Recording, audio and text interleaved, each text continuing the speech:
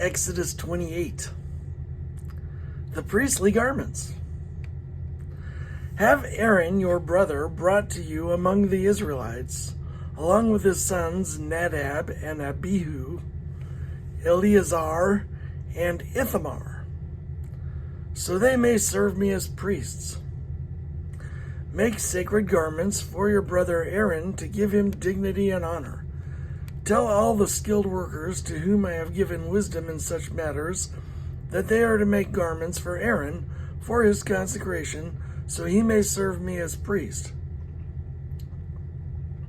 These are the garments they are to make: a breastpiece, an ephod, a robe, a woven tunic, a turban, and a sash. They are to make these sacred garments for your brother Aaron and his sons, so they may serve me as priests. Have them use gold and blue, purple, and scarlet yarn and fine linen. The ephod. Make the ephod of gold and of blue, purple, and scarlet yarn and of finely twisted linen, the work of skilled hands. It is to have 2 shoulder pieces attached to 2 of its corners, so it can be fastened. Its skillfully woven waistband is to be like it.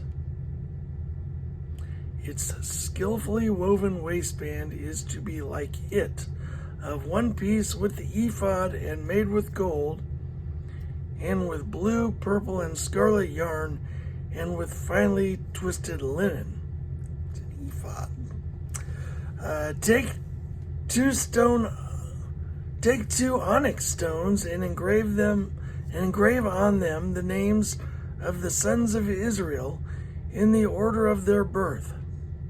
Take 2 onyx stones and engrave on them the names of the sons of Israel in the order of their birth, 6 names on one stone and the remaining 6 on the other. Engrave the names of the sons of Israel on the 2 stones, the way a gem cutter engraves a seal. Then mount the stones in gold filigree settings and fasten them on the shoulder pieces of the ephod as memorial stones for the sons of Israel. Aaron is to bear the names on his shoulders as a memorial before the Lord. Make gold filigree settings and 2 braided chains of pure gold, like a rope, and attach the chains to the settings. The breastpiece. Fashion a breastpiece for making decisions, the work of skilled hands. Make it like the ephod, of gold and of blue, purple, and scarlet yarn, and of finely twisted linen. It is to be square, a span long and a span wide, and folded double. Then mount 4 rows of precious stones on it. The first row shall be carnelian, chrysolite, and beryl. The second row shall be turquoise, lapis lazuli, and emerald. The third row shall be jacinth, agate, and amethyst. The fourth row shall be topaz, onyx, and jasper. Mount them in gold filigree settings. There are to be 12 stones, 1 for each of the names of the sons of Israel, each engraved like a seal with the name of one of the 12 tribes. For the breastpiece, make braided chains of pure gold like a rope. Make 2 gold rings for it and fasten them to 2 corners of the breastpiece.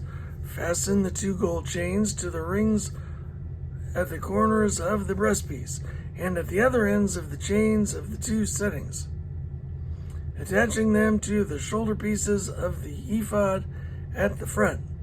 Make 2 gold rings and attach them to the other 2 corners of the breastpiece in the inside edge next to the ephod. Make 2 more gold rings and attach them to the bottom of the shoulder pieces on the front of the ephod, close to the seam just above the waistband of the ephod. The rings of the breastpiece are to be tied to the rings on the ephod with the blue cord connecting it to the waistband so that the breastpiece will not swing out from the ephod. Whenever Aaron enters the holy place, he will bear the names of the sons of Israel over his heart on the breastpiece of decision as a continuing memorial before the Lord. Also put the Urim and the Thummim. Also put the Urim and the Thummim in the breastpiece, so they may be over Aaron's heart whenever he enters the presence of the Lord. Thus Aaron will always bear the means of making decisions for the Israelites over his heart before the Lord.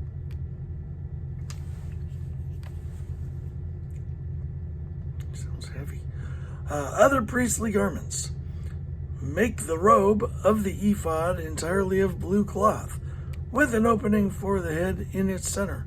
There shall be a woven edge like a collar around this opening so that it will not tear. Make pomegranates of blue, purple, and scarlet yarn around the hem of the robe, with gold bells between them. The gold bells and the pomegranates are to alternate around the hem of the robe. Aaron must wear it when he ministers. The sound of the bells will be heard when he enters the holy place before the Lord, and when he comes out, so that he will not die. Make a plate of pure gold and engrave on it as on a seal, holy to the Lord. Make a plate of pure gold and engrave on it as on a seal, holy to the Lord. Fasten a blue cord to it to attach it to the turban. It is to be on the front of the turban.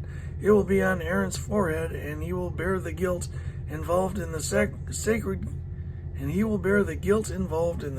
gifts the Israelites consecrate, whatever their gifts may be. It will be on Aaron's forehead continually, so that they will be acceptable to the Lord. Weave the tunic of fine linen and make the turban of fine linen. The sash is to be the work of an embroiderer. Make tunics, sashes, and caps for Aaron's sons to give them dignity and honor. After you put these clothes on your brother Aaron and his sons, anoint and ordain them. Consecrate them so that they may serve me as priests. Make linen undergarments as a covering for the body, reaching from the waist to the thigh. Aaron and his sons must wear them whenever they enter the tent of meeting or approach the altar to minister in the holy place, so that they will not incur guilt and die. This is to be a lasting ordinance for Aaron and his descendants.